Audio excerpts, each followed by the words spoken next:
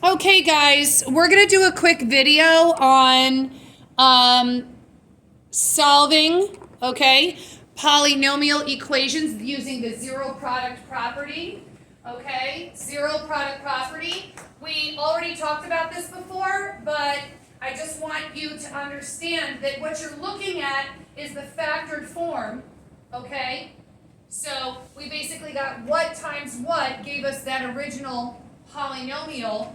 What times what gave us that original polynomial, okay? We're looking at the factor form here. Obviously the GCF was pulled out of the original binomial. So if you want to know, right, if we multiply that out, 2x times x is 2x squared, and 2x times -4 is -8x equals 0. So here was the original. This was the original binomial, okay, that they gave you, that then they said solve this polynomial equation. Well, it looks like the difference of two perfect squares, but it's not, right? So we had to pull out the GCF, right? So they're both multiples of 2, and they both have the variable x. So 2x times what gives me 2x squared? X. 2x times what gives me a -8x? -4. See that? Okay? So this is where we are. I need you to know that this is the standard form right here of the polynomial, and this is the factored form. We pulled out the GCF, okay? But now it says solve the polynomial equations. If we were factoring, we would stop right here. So basically, look up here.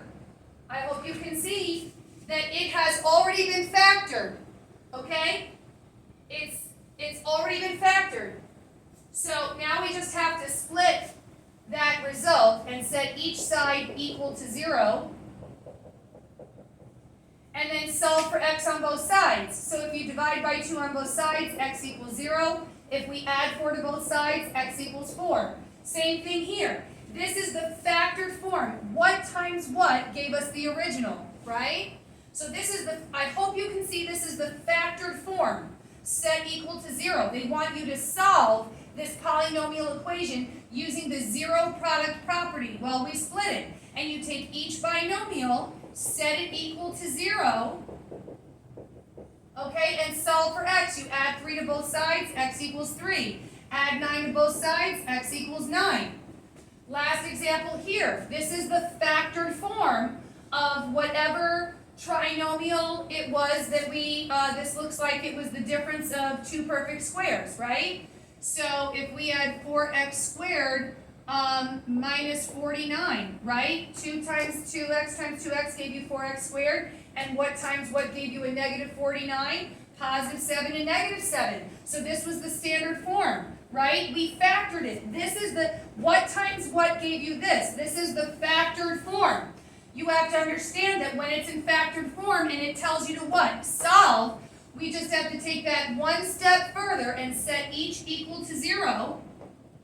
And hopefully at this point in the game, you guys can just look at this and say, oh, that's a two-step equation. All I would have to do is subtract 7 and divide by 2. So that would give you -7/2 on the left. And then on the right, all we'd have to do is add 7 and divide by 2. So we'd have a +7/2 on the right. So remember, when we're using the zero product property, it's because it has already been factored, right? And we just have to take it that one step further, setting each side equal to 0, and then solving for x, solving for the variable.